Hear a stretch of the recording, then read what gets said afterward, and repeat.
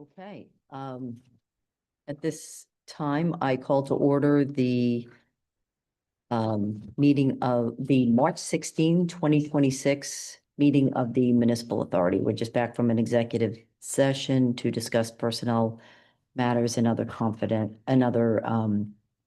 privileged matters. At this time, I'll do a roll call. Steve Mackerel. Here. Walter Virginis. Here. Maria Kane. Kevin Orley. What is my problem? You always mess up my last name.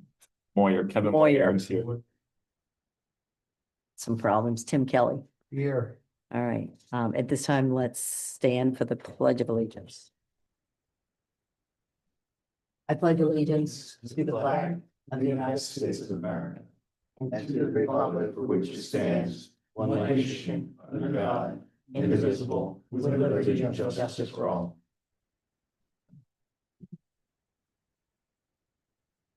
Okay, everybody's had a chance to review the agenda? Yes. Do I have a motion to approve? So moved. Second. Thank you, Steve and Walter. Any questions or comments? All those in favor? Aye. Oh, and could I make a motion to, Add. Amend the agenda. okay, at this time, I'd like to make a motion to amend the agenda to include the authorizing the township to hire I think it would be authorizing the municipal authority to engage. okay, Right. authorizing the municipal authority to engage a temporary staff accountant for a period of 1 month, not to exceed 1 month, at an amount not to exceed 15,000. Do I hear a second? You Second. want to, bear with me for 1 second. I think our next meeting, because of the way the weeks fall, is more than a month off, Okay, if I remember correctly. So do you want to do this until the next meeting so that if you need to re-up it, you have the opportunity to do it at that point? that's a, Great idea. I like that idea. So I revised my motion to replace 1 month to our next scheduled board meeting. Do I hear a motion? So moved. Second. Thank you. Any questions or comments? All those in favor? Aye. Okay, so the motion's now, now the agenda's been amended. Can we just go ahead and have a vote on that motion now? If you want to take it out of order, you can go ahead and do that. Do you have a yeah. problem with that, anybody? Okay, We just need to make sure, Steve, at some point that we amend the agenda and get it posted by tomorrow. It'll have to be posted tomorrow. Yeah, okay. okay, so, I make the motion to, authorize the municipal authority to engage a temporary staff accountant, at an amount not to exceed $15,000 between now and our next meeting. Second. Okay, any questions or comments? All those in favor? Aye. Aye. Okay. All right, everybody's had a chance to review the minutes from our February 2nd, 2026 Can I meeting? just clarify one thing, please? Yes, I'm assuming that I'm going to take that on and getting somebody, I just want to make sure, you said it's the municipal authority, but I'm acting on your behalf and doing that, is that correct? yes, Okay, I just wanted to clarify. that would be That's a good part of point. that, yes. We would appreciate it. Thank you, Steve. All right, okay, everybody's had a chance to review the minutes from the February 2nd, 2026 meeting. Do I have a motion to approve? So moved. Thank you, Second. Walter. Second, from Steve. Any questions or comments? All those in favor? Aye. Okay, moving on, treasurer's report. Was there anything that? What's in your packet real quick is just your aging report. And so hopefully you've had a chance to look at that. I'll be glad to answer any questions. And my understanding, although I didn't see it, was also the report from Portnoy. And it may have been on the back of something, but I didn't see it. So I will get you that so that you have it. Okay. All right, thank you. All right, any questions or comments regarding that? Okay, moving on. Operation Manager's Report. Also in your packet is the report coming back from DELCORA. I think it's pretty straightforward. I'm not going to go over everything on it. You'll see that there were obviously a couple snow removals. As everybody was kind of aware, we had those snow events. That's kind of not normal, but it's normal for this time of the year, but it's not normally on your report, I should say. There were a couple faults and power failures, and those are on your report, but they were addressed by DELCORA and they moved forward. In addition, also in your report, you can see the RHM amounts that was collected. And then that's pretty much your report from the operation side. Obviously, you're all aware that Caitlin has left, and I will be taking over with the staff until we get a replacement or however we move forward. Just a quick question. Since DELCORA, that was their first time doing snow removal, any issues from the townships? I was aware of none. I think they did fine with everything. There was a couple, I think we had to kind of just go through and make sure the boundaries were kind of laid out, and I think that was taken care of. Great.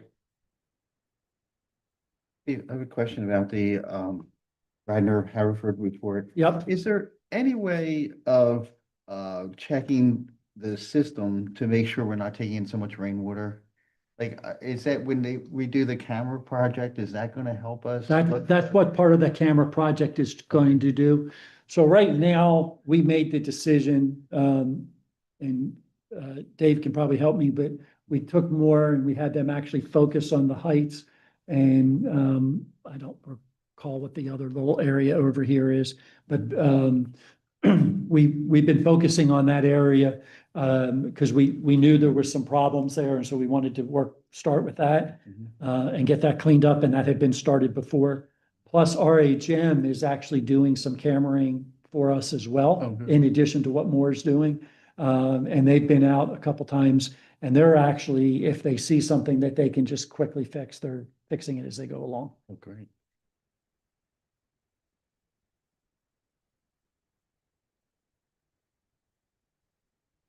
All right, moving on then, Dave Porter, with McCumbee Engineering for our engineers report. Hey, thank you, Madam Chair. Wanted to first start off that the engineer report has a little bit of a different format this month. I'm gonna really touch just high level on the executive summary. The nuts and bolts of everything is contained within the report as well as with attachments.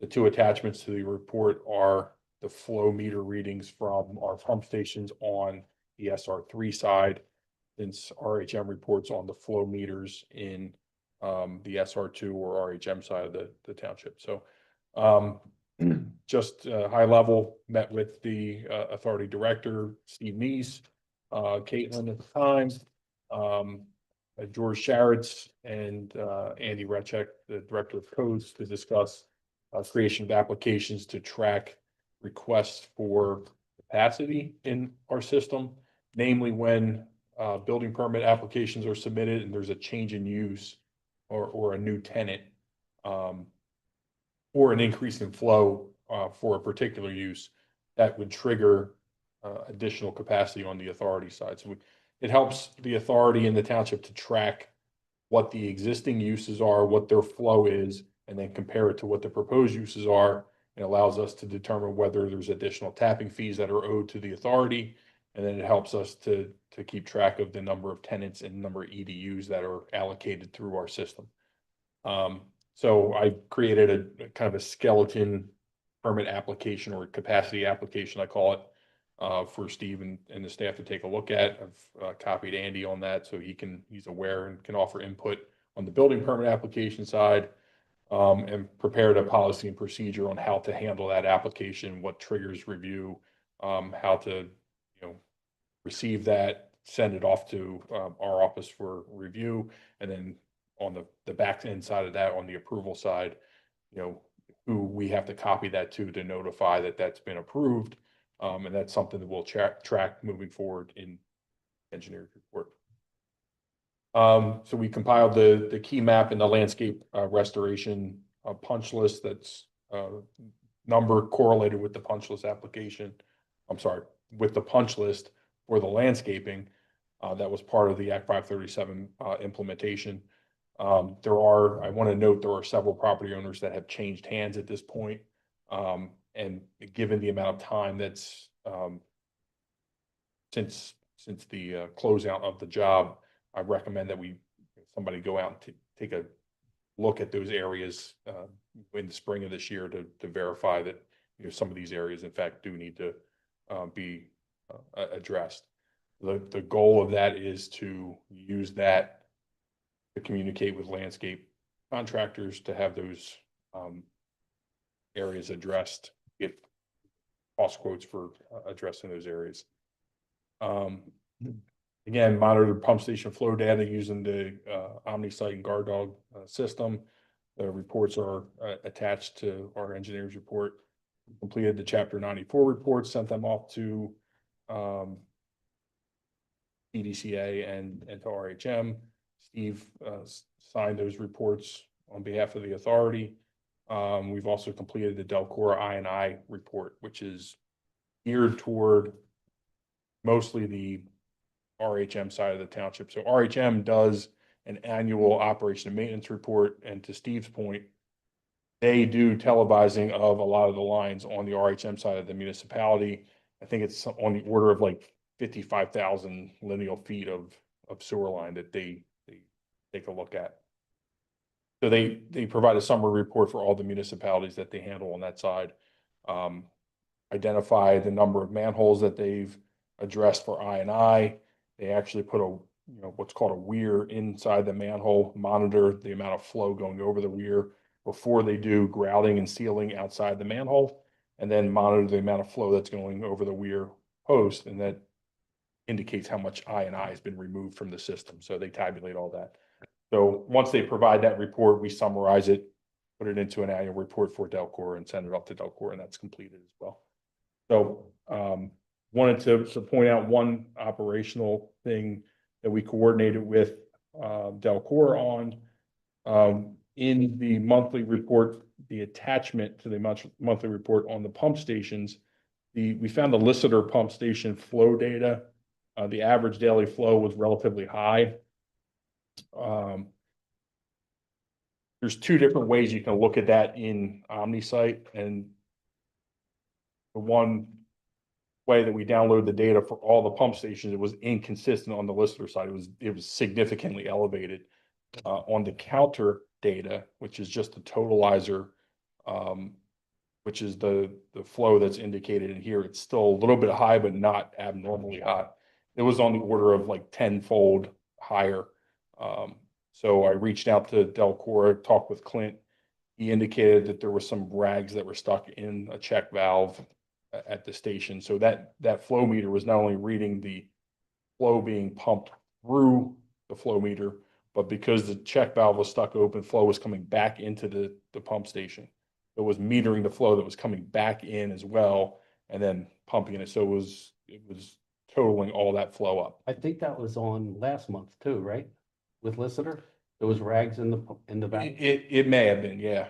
So Yeah. is there any? Because last month we didn't have any flow data for Listener. Oh, okay. It was all zeroed out, and we brought that to DELCORA's attention. They went out and addressed some signal, run some additional lines to receive signals for the not the analog data, it's the pump calculation. So they had to run an additional 420 milliamp line from the flow meter to the Guard Dog device in the pump station so that they could read that. I thought it was maybe a matter of calibration this month, but when I talked to Clint, he indicated that there was rag stuck in the check valve. So regardless, they shouldn't be in there anyway. Is there No, something they that they shouldn't. should do to notify? I know that in the monthly newsletter, things like that go out, put this or that in. Right. Yeah, it's not a bad idea to have, that outreach and education. Do we know that it came, from one of the housing units in Lister, or you just don't know? You don't know.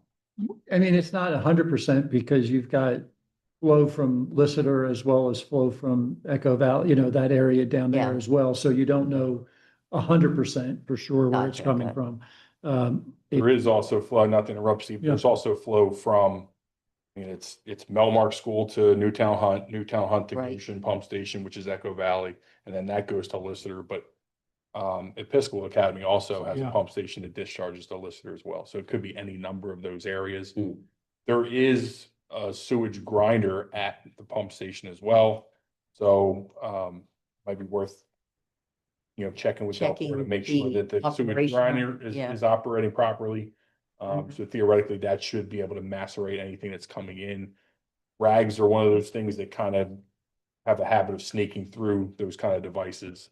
So we're gonna keep an eye on it. Fortunately, the check valve wasn't damaged in any way, so they didn't have to replace it. They were able to, kind of take it apart, look at it, determine that it was still functioning properly after they cleaned it, put it back together, and it's operational again, so. But I just wanted to point out, because knowing that the Lister average daily flow in the permitted capacity for that's 207,500 gallons. So you'll see in that monthly report, there's some flow that's getting pretty high to that limit. And not having all of the EDUs connected up yet, it's peculiar that it's that close to the permitted capacity. So we're gonna keep an eye on it moving forward. I just wanted to point that out. And let the authority know that there was sort of an anomaly with the Lister station. All the other stations look pretty good. We were able to pull, rainfall data from PHL airport. Provide that in the monthly flows for February. Doesn't look like there's a whole lot of correlation with peaks. Looking at the two charts, I mean, there's a couple of days where rainfall approached an inch. We have 0.8 inches of rainfall, and there's really no severe spikes in flow. Could be because a lot of the precipitation was frozen in nature during February. So we'll look coming for next month in March, when we have a lot of the melt. There's probably going to be correlation between the 50-degree days after we had the significant precipitation. We'll probably see some spikes in flow during that time, probably early March. So, but that concludes my engineer's report, and happy to answer any One questions. question. Sure.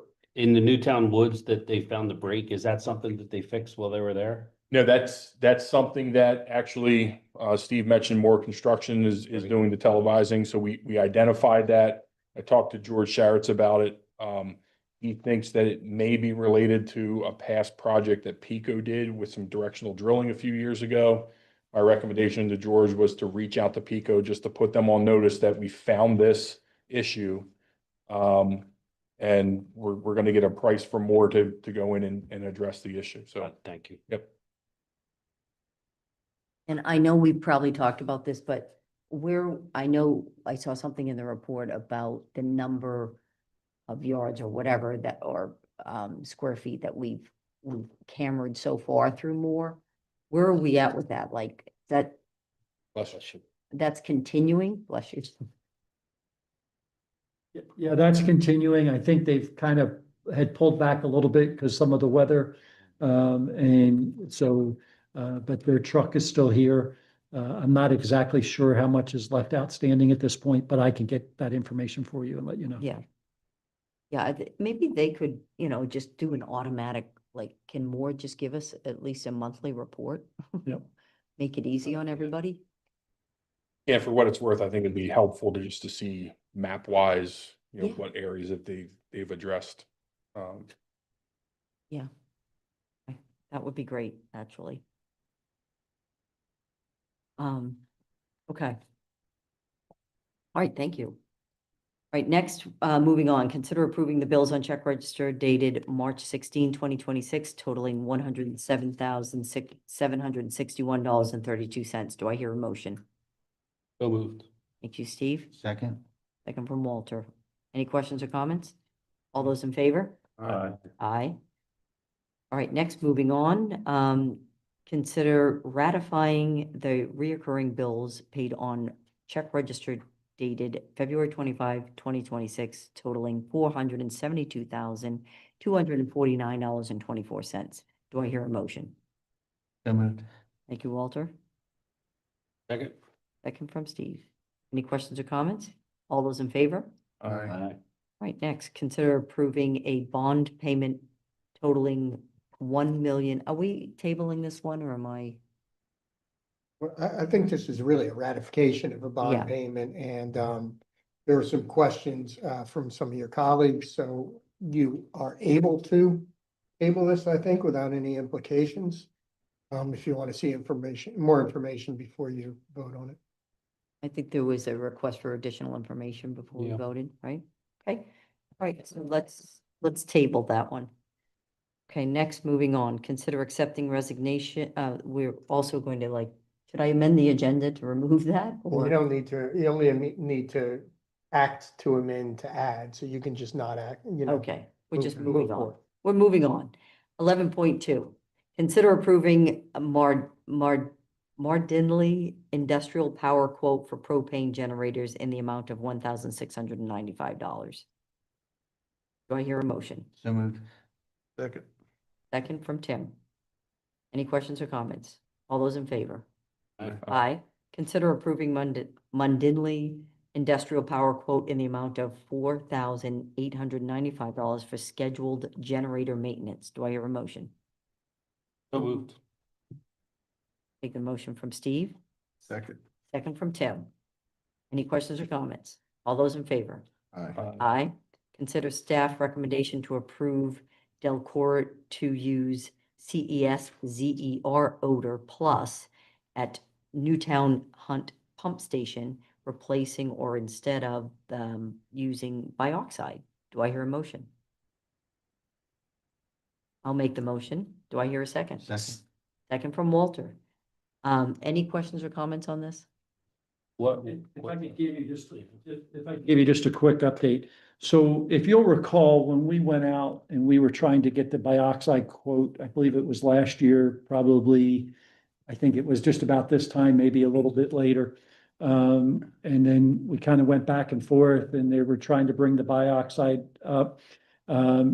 They came back and said that they could not deliver to the Hunt station because they said the driveway was too steep.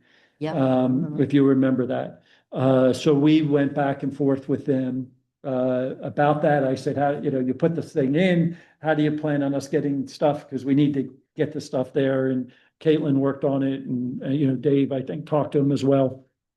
They still came back that they couldn't deliver. And they said they would deliver it to another station and then we would have to pump it from that station and take it to and deliver it.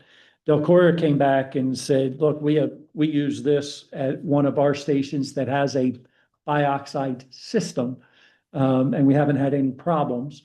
I know Dave was a little bit concerned about whether or not it would have any impact.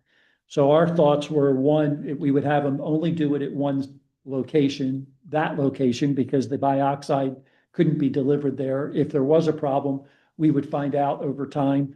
But it's, so everybody understands, it's, the chemical makeup is a little different between the two, and I can't tell you what it is and isn't. Maybe you can. The chemical makeup is the same.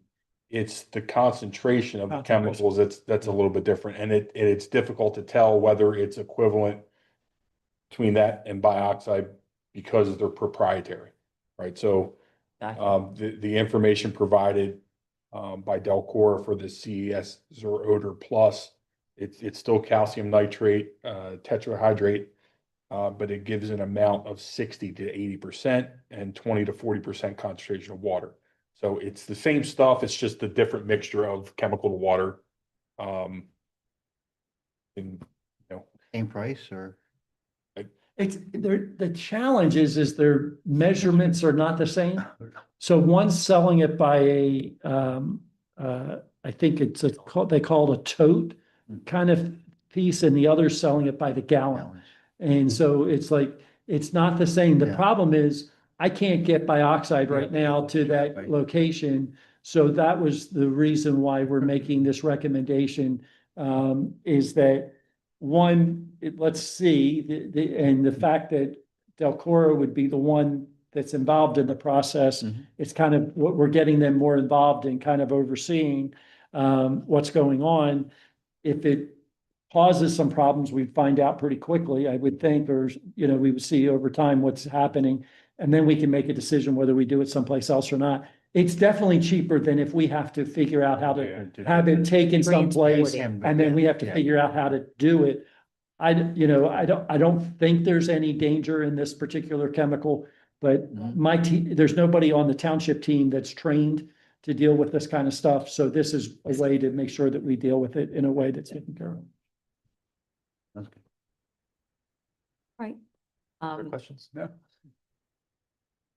All right, I think we have a motion and it's been seconded. Yes. All those in favor? Uh, Aye. Okay, and I don't think, the one thing I didn't put on the record was that there is no members of the public here, so I did skip over that, request for public comment. So with that, if Is there, there anything on DELCORA, did I miss something? page 3 You mean page 3 of the packet? of our packet? Eh, It's 1.1 on the agenda. I think DELCORA came up with the inspection items for the pump stations. Yeah, so first of all, they were recommendations. 3. And so what we did is we asked them to give us a bid, so that, or give us a quote as to what it would cost to do those things. And then once we get that, we'll give you a recommendation, whether or not we think that they should do it, or whether the township would do some or a part of them and have DELCORA to do the other parts. Are those items required, Dave, do you They- know, or? Their comment to us was, this is what our safety folks said should be there, but it's not necessarily required, is what I was told. Right, and just so the authorities are aware, we did work with the codes department and get building permits for all the pump stations, so it's one of those things where DELCORA has a separate safety policy that's what they want to see, which Yeah, this looked more not like. necessarily a bad ESC thing, right? Situation. Yeah, You know. that's what it looked like. If everybody saw that, hard hats and signage Signage. and first aid kits and It- things it- like I don't know that. if it was OSHA. And I think that's, probably not a Could be bad related idea. to that. Probably not a bad idea for us to kind of come to a conclusion as to whether or not we're gonna take those recommendations, so. And We've always just had we've always just had the first aid kit on the truck. That's how we've handled it. but it might not be a bad idea to have a kit there and. But, so there's some other ways. So we're looking, I thought if they gave us a quote that was reasonable, we'd probably make the recommendation to you, just, it's a safety thing. The last thing we want to come back is being told that we had a safety, area that they thought we ought to do and then didn't do it, and then it became a problem. But at the same time, let's look and see what it is before we But just. yeah, jump. like, are any of these creating, the lack of any of these items, are they creating code violations? I don't think so, because going back to what Dave said, is that our codes team inspected and let the Mhm. building open. Ocean funds employers. Yeah, Gotcha. So we don't have Pennsylvania isn't one of those. That drags the local governments back in. There's probably nothing that's requiring us to. Practice. Best practice. I was gonna say best practice. yeah. I mean, I love the confined space signage, like you're walking into a confined space and you need notice that you're going into a confined space. Okay. Well, whatever. let me just tell you, that when it comes to going down in the vaults, I wouldn't do it unless somebody told me they tested it. So, I can understand why they have that. Okay. All righty. Well, we'll revisit that, those recommendations, I guess. Okay, if anybody else has anything, okay? If not, we adjourn this meeting. Thank you. Yeah. I can get my